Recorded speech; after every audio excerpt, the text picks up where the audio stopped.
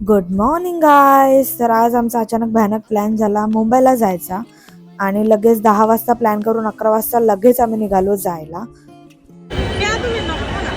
हे परत माझ्या पोटात तुझं.